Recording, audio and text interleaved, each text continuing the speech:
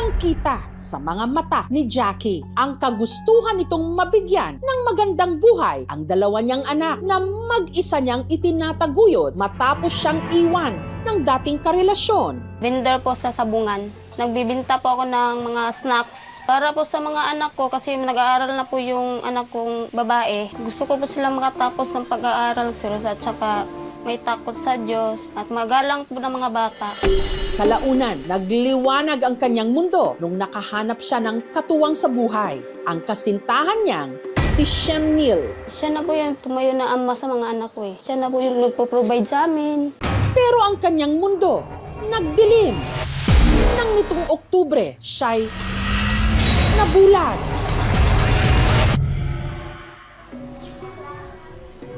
Hindi ko na po kaya maglakad na ako na lang. Ano ng mga anak ko? Sino na mag-aalaga? Hindi po yun. Kaso na wala na po akong paningin. Pinagdadasal ko nga palagi sa Panginoon na bigyan pa ako ng chance. Si Jackie kasi, sinabuyan sa mukha ng asido. Pag malapit ko po sa kanya, binuhos niya agad sa mukha ko. Pero hindi ko po alam na muriatic po yun. Sino ang nakikita niyang maaring gumawa nito? Galit na galit po yung mukha niya, yung parang kakainin ka na ng demonyo. Mula nung nawalan ng paningin, umikot na lang ang mundo ni Jackie sa 4 na sulok ng kanilang bahay dito sa Cagayan de Oro City. Naisip ko naman parang wala na akong kwentang tao. Para na po akong patay na. Hindi ko na po kaya maglakad na ako na lang. Hindi na ako makakaluto na ako lang. Hindi ko na kaya maglaba. Hindi po rin kaya na maligo na ako lang pupunta ng CR. Ano ng mga anak ko? Sino na mag-aalaga? Ang nagsisilbi niya ngayong mga mata, ang kasintahan niyang si Shemnil. Kung saan siya pumupunta, nandun ako. Ganito ko po siya pinapakain araw-araw. Sinusubuan. Kasagaran po kasi, hindi niya po makaya na siya lang mag-isa. Almost 3 months na din po ako walang trabaho, sir. Kasi nakapokus po ako sa kanya. Hindi ko pa kasi kayang iwan. Si Jackie, na love at first sight daw noon sa kabarangay niyang si Shemnil. Mapagmahal, maalaga, hindi na nanakit ng mga bata. Hanggang nagdesisyon silang magsama na. Pero gaya ng ibang magkarelasyon, may mga pagkakataon ding meron silang hindi na pagkakasunduan. Gaya na lang nung pagtatalo nila nitong nakaraang taon nang kamustahin ni Shemnil ang anak ni Jackie. May nakita po kasi akong pasa sa niya noo. Sabi ko na, anong nangyari sa noo ng bata? Bakit may pasa? Wala din akong alam kung ano nangyari. Tapos yun na po. Nagalit siya, sabi niya wala ka nang pakialam. Tapos doon na nagsimula po. Nag-text po siya sa akin na, "Uy, ano bang mukha ng bata? Bubo ka ba? Hindi mo alam na nandito ako." Dahil masama ang loob, ilang araw hindi umuwi sa kanilang bahay si Jackie. Pansamantala siyang nakituloy sa kanyang nanay Emeline na ilang metro lang naman daw ang layo mula sa bahay nila ni Shemnil. Hanggang isang hapon, habang naglalakad pa uwi si Jackie, meron daw sa kanyang sumalubong. Nakikita ko po yung bahay namin na may nag-inuman. Pag malapit ko po sa kanya, may hinuhugot siya sa damit niya. Binuhos niya agad sa mukha ko.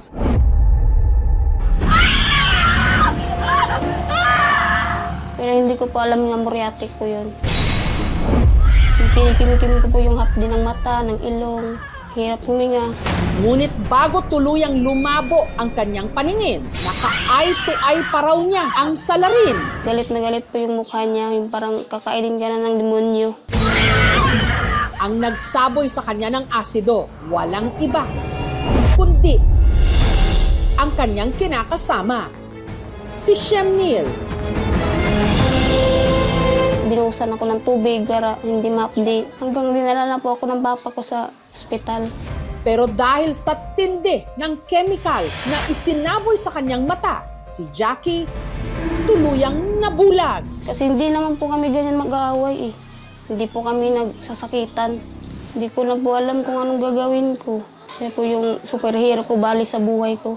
Masakit para sa akin kasi nasarapan ako ng pangyayari, wala akong nagawa eh. Sinunto ko po. Ang ina ni Jackie na si Emeline, nagsampa ng kaso laban kay Shemnil. Wala na mga bungangod. Grabe nila pagkuhan sa ako anak. Halos sila patyo na diri sa kaugalingon sa balay. Hindi ka ko makadawat. na tag-ingana ni Jasira na ako anak, sir. Sumurrender po ako sa kanila. Pagdating po sa police station, sir, doon na po ako natauhan. Iniisip ko po na bakit ko po nagawa yun, may mga anak pa po siyang maliliit. Iniyak ko na lang po lahat yung natauhan po ako. Parang hindi po ako makapaniwala sa nagawa ko. Pero paglilinaw ni Shemnil, hindi raw ang masasakit na salita na binitawan ni Jackie ang nag-udyok sa kanya na gawin ang krimen. Nung nagpakalayo-layo raw kasi noon si Jackie, meron siyang nadiskubre. Kita ko yung mga chat ng lalaki sa kanya. Nakasave po yung messenger niya sa cellphone ko. Nakita ko po yung chat ng lalaki. May mga bastos. Mag-shot daw sila tapos in. Kahit sino namang lalaki magsisilos. Kinumpronta ko po siya. Nagalit siya. Sabi niya wala ka nang pakialam. May nag-chat po sa akin yung random boy. Uy, kamusta ka na? Kausap tayo. Sasama ka ba? Siyempre may mga anak ako. Hindi ako sumama. Na-down po ako sa sarili ko, sir, kasi ginawa ko naman lahat. Tapos yun lang yung binibitawan niya salita. Sinabihan ko na po siya na ayusin namin, kawawa yung mga bata. Ayaw niya po talaga nagmamatigas po. Hanggang na-block na po ako. Iniisip ko po na nga sasama siya sa lalaki. Nang dilim na po yung paningin ko noon pumasok ko sa CR. Kita ko yung muryatipan ko na po yung kunin tapos itago po yun sa damit. Pagdaan niya po, Dili ko mahakuan sa ako kaugalingon. Nabuhat sa ako anak na. Dili na makakita. Isip sa ako, naginikanan. Dili na ako ni Jasir makitaan. Sa kabila ng nangyaring gulo at eskandalo, ang dalawa pinili raw na patawarin ang isa't isa. Andun din po ang pagmamahal ko po sa kanya, sir. Bali, naging nasanay na po akong nakasama siya Kailangan ko po ng kasandigan. Ang bulag na ngayong si Jackie, iniurong ang kaso. Kaya ang bumulag sa kanyang si Shemnil, nakalaya. Naawa na lang po ako sa mga anak ko Siya po yung palaging hinahanap ng anak ko na bunso. Kasi gusto ko po yung pamilya na buo Hiwalay na po ako sa dati. Ayoko na pong maulit. daming galit, daming sinasabi sa akin, pero wala sir Tao rin po ako nagkakamali sir. Tsaka marami naman pong nag-guide ng ituwid ko na daw po o yung mga mali kong nagawa, gawin kong tama. Pinapakita naman niya na nagbabago na siya. Kaya niyang alagaan ako habang buhay. Yun po yung napili niya na bumalik sa akin. Gagawin ko na lang po yung lahat para matama lahat yung pagkakamali ko po. Kung pwede, donate ko na lang po yung mata ko. Isusugal ko po yung mata ko. Kung yun pong nararapat po, gagawin ko po yun para sa kanya. Hindi na niya ulitin na ganitong muntong pa kami sa ganitong buhay. Pag galit, ayusin agad. Ang mga anak naman ni Jackie, 2 buwan na ngayong nasa poder ng kanyang nanay Emeline. Sa pagkakuman, sir, kuhaon ko na ako anak, sir. Gusto na ako naarang sa ako dire. Poder. Dili na ako siya kuan sir na dito pa dito. Jack.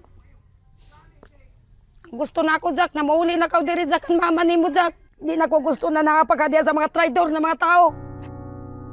Sabi po ng mama ko, ano ka ba? Isipin mo naman sarili mo. Kawawa mga anak mo. Hindi lang yan gawin sa'yo bukas. Baka pag uwi mo, patay ka na. Sabi ko lang po, hindi mama, ayusin ko po to. Hindi po siya ganyang tao. Galit po sila sa akin. Kasi tigas po daw ulo ko. Pero ikaw Jackie, hindi ka natatakot na baka maulit-ulit? Hindi naman po. Bakit? May tiwala po ko sa kanya Paano kung dumating sa panahon na maulit-ulit? Pakukulong ko na po. Iwan ko na po siya. Para matulungan si Jackie na maproseso ang trauma na kanyang naranasan, inilapit namin siya sa isang psychologist.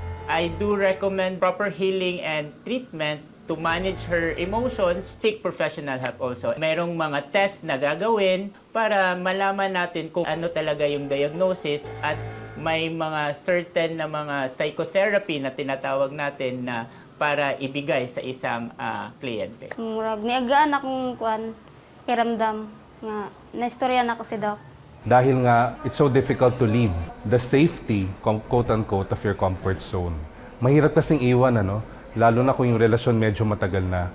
Yung feeling na magsisimula ka na naman from the beginning. So mahalaga na sa mga kababaihan, this is the time to empower yourselves and know that there are people who can help you out. Huwag nating i-normalize yung ganitong klase ng mga antagonistic activities or behaviors. Ang kultura kasi natin, very patriarchal. Kaya minsan, hindi na i-report ng tama yung mga pinagdaraanan ng mga babae, lalo na kung sila inaabuso. Mahalaga na basagin ang pananahimik at tumindig laban sa patuloy na patriarchal thinking and treatment sa mga kababaihan. Sinamahan din siya sa kanyang follow-up check-up sa isang doktor ng mata o ophthalmologist. Hindi lang na nasunog yung pinakagitna, but also yung mga ugat nga na paikot dito dahil sa dami ng chemical. Or, pangalawa, baka dahil it took them 1 hour from the time of the incident. Yung pag nasabuyan ka ng chemical sa mata, dapat within minutes, dapat mabigyan ka ng lunas. Pero it so happen na yung dalawang mata napuruhan eh. Talagang medyo malaki yung damage na nangyari. Taga-sumpa ko na pwede pa. So yun, malalaman ko pala na sobrang late na. Pero kahit ganun, tatanggapin ko na lang po dahan-dahan na ganito na talaga ako. Kasi walang mangyayari, kahit buong araw ka pang umiyak ng dugo, walang magbabago. So, tatanggapin ko na lang po siya dahan-dahan kasi hindi ko pa po siya tanggap ngayon totally. Samantala, dahil 2 buwan na ring hindi nakakasama ni Jackie ang kanyang mga anak, ayon na rin sa kanyang kahilingan, pinagtagpo namin sila. Nalagi ka. Masiksi ka ayo. Kiss ko, be. Kiss mo nga, be. Naroon din ang kawani ng barangay para mamagitan. Nasayo na ko kung gabi na ako kin problema, Ken.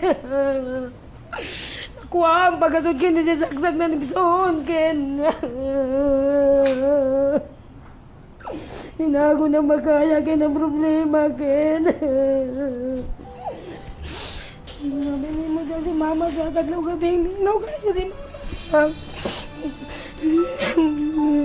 Dad, yung bumaligoon ka sa kung saan ta naman, Jack. Ingana naman ka, Jack. Jack, saan naman ka?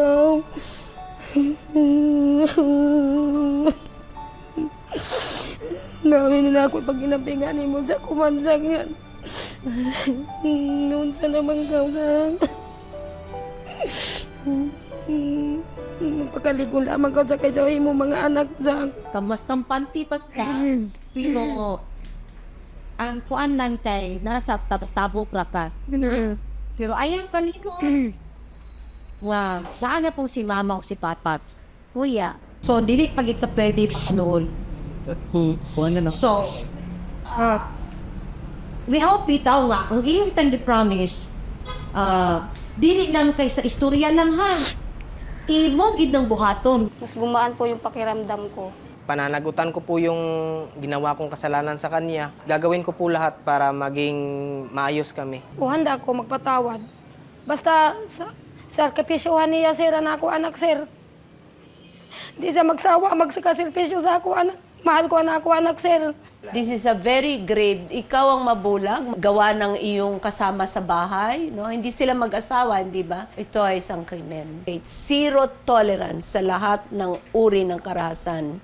Kung mayroon silang nararanasan, mag-report sila kung criminal offense, magpumunta na kagad sila sa women's desk ng police o pumunta for counseling. Dahil sa dinesisyonan na niya yan, ang may tutulong na lang ng mga kamag-anak ay bantayan. Kapag naulit pa uli yung pananakit, no, at hindi maganda ang samahan, doon na siguro kailangan talagang maghiwalay na. Ang pag-ibig, marunong magpatawad. Pero paano kung hindi nito kayang ibalik ang paningin?